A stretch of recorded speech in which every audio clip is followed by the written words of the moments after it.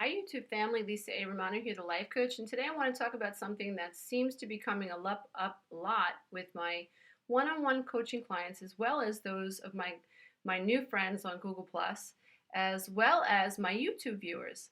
The question is, how can I help myself stop seeking validation outside of self?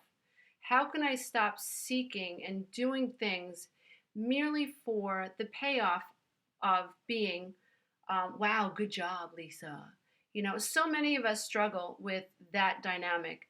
I know that I've come across in my coaching practice a lot of clients who struggle doing anything for themselves that doesn't involve someone else validating them. Really, really, really tough issue to tackle, but one that absolutely must be addressed in order for us to be self actualized and self fulfilling. So, what I would like to address is first is why do we do that? Why do we seek validation outside of self? And sometimes neurotically. I've worked with clients who cannot go to the grocery store without makeup. I've worked with men who feel absolutely worthless because they haven't achieved the ideal.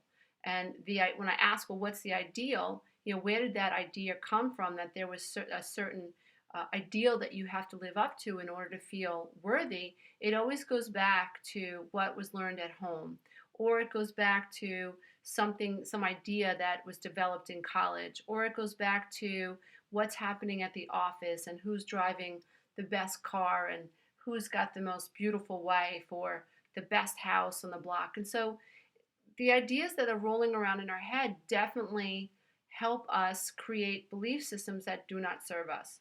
One of the belief systems that we absolutely must confront head on is that we think we need validation outside of self. So the belief sounds something like, I need validation outside of self.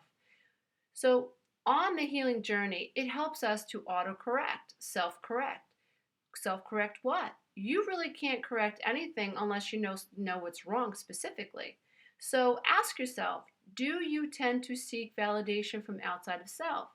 If the answer is yes, then that means that there is a belief that is running that program. And the belief is, I need validation outside of self in order to feel worthy. Totally dysfunctional belief system. And unless you weed it like you're weeding a garden, weeding a dandelion right out of your garden, that belief is really going to wreak havoc on your life. You will do things your whole life looking to be validated. So you'll clean your house because you want your husband to come home and say, oh, "You're such a wonderful wife." You'll do your hair because you expect people to validate that you did your hair. You'll get thin because you expect people to say, "Wow, you look thin." I mean, everything is living for a payoff that other people control. How could someone be happy if the payoff is always in someone else's hands? You can't. And so the question really comes down to, are you willing to really confront that dysfunctional belief, and are you willing to get rid of it? Now, if you're willing to get rid of it, what you have to understand about the brain is that when you take something out, you must put something back in place of it. And so if you're willing to take that dysfunctional belief system out, dear one, you have to be willing to put another belief in there. And so you have to practice a new belief system. So the new belief is, I do not need validation from anyone. I am enough. I was born enough. I am worthy. What happened along the way and what my parents taught me to believe about self or not believe about self is a lie. It's an illusion. It's what my very impressionable mind learned to believe about self, but it's incorrect. And I need to confront that. So every time you catch yourself doing things because you want a payoff, you need to, in that moment, self correct. That's the only way this is going to get fixed. Now, for just a few minutes, I want to talk about, because it so helps for the brain. If the brain understands why something's wrong, if the brain understands what's wrong, it can autocorrect itself. So just to drive this point home, I want to explain a little bit about why we seek validation outside of self. Okay, just like a pattern doesn't know it's a pattern, the self doesn't know it's a self. What does that mean? What I mean is that when we're born, the Bible's not kidding. We forget who we are. We come to this time space reality and we get amnesia or amnesia. Excuse me, it's my New York accent coming through. We get amnesia, and we really forget that we came from love and that we're connected to source and that we are enough. We don't remember that. And if we're born to people who don't know that they're enough and they're not self actualized and they're not very open minded thinkers and they're not connected to self, if they don't know they have a self, they don't know we have a self. So they don't know how to nurture ourself. They don't know how to say, Lisa, what a good girl. Lisa, what do you want to wear today? Lisa, what vegetable would you like to eat with dinner? Would you like broccoli or would you like peas? Would you like peas or would you like carrots? Would you like chicken or would you like fish? We're supposed to be offering children throughout their lifetimes age appropriate choices. Why? Because that helps them connect to self. But you see, parents who don't have a self can't teach their child to connect to self. I was born to two unrecovered adult children of alcoholics. And my mom was 19 when she had me. She did not have a self. She had a terrible, terrible childhood. She has me. She's not connected to herself. She's frustrated. Her dad just passed away 5 months before I was born. And my dad was a young 21, unrecovered adult child of an alcoholic who was not very attentive to her needs. So my mom's life was a mess. She was a child when she gave birth to me. My mom and I could not connect. My mother could not bond with me because my mother did not have a bond with herself, and my mom did not have a bond with her mother. And so the pattern continued until I woke up in this lifetime, my life experience, and realized what went wrong. It is absolutely appropriate and correct for children to come into this life experience seeking validation from outside of self. That's how the self knows and learns that it's a self. Now, once the child learns that she or he has a self, it is up to the mother and father to instill the being with the idea that their self is good enough. From 0 to 7, we are impressed mostly by mother and father. Now, here's the deal. If mother and father aren't telling us we're good, we don't know we're good. So we assume the opposite. We assume we're not good.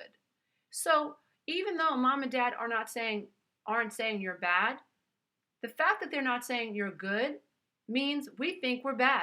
That's the way that's the way we're wired.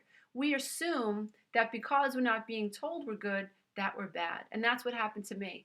I literally believed my entire life that I was bad. I believed that good people were other people. I really couldn't figure out why. I thought maybe because my eyes were green and my mom's eyes were blue.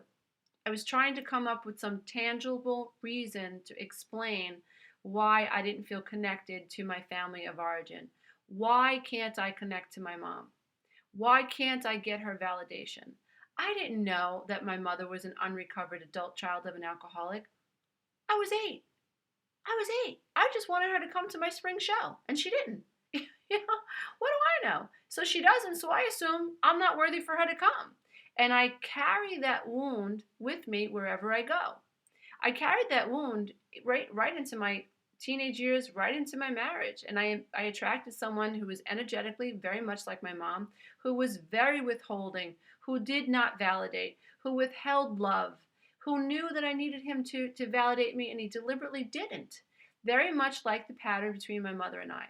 And so what we do in our lives is if we are psychically wounded by mom, we seek those types of energy beings in our adult life. Why? Because we're looking to recreate the past and finish the unfinished business. So subconsciously, I was looking for this energetic being to validate me the way I needed mom to validate me. If I could have gotten manipulated, because that's what codependents do, we manipulate people into validating us. We don't realize it, but that's what we're doing. So heads up, you codependents out there, pay attention.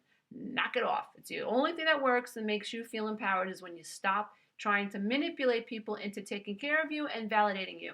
Not necessary, dysfunctional, you is enough. You hear me? You is enough.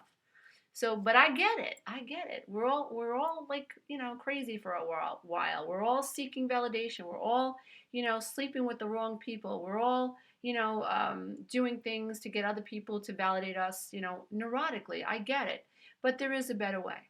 And so the issue really is learning to validate self from within. So one of the tactics that I'd like you to try today is See if you can do something just for yourself. If you're an artist, see if you can draw a picture just for you. If you like to write poetry, see if you can write a poem just to delight your own soul. If you know someone who is in need, see if you can go do something for someone and not tell anybody about it.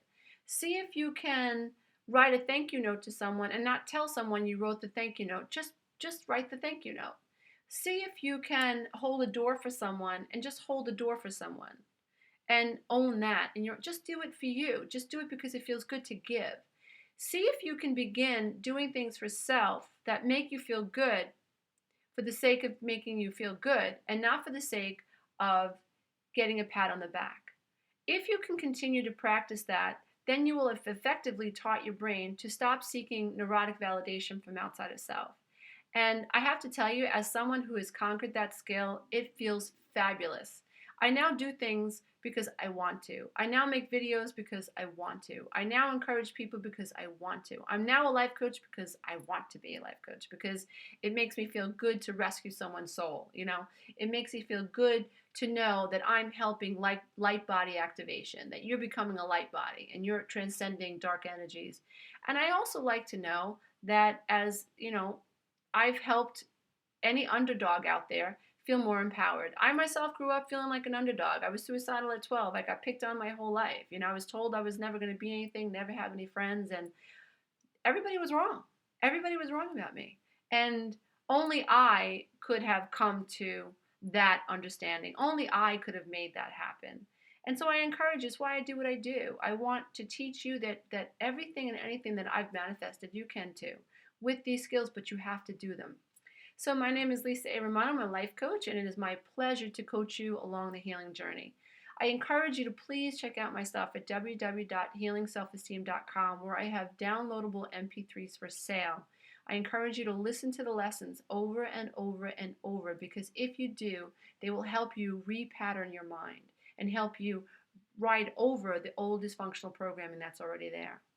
On audible.com, you can actually download my books for free with a free Audible trial, which is so cool. I love that. I love that.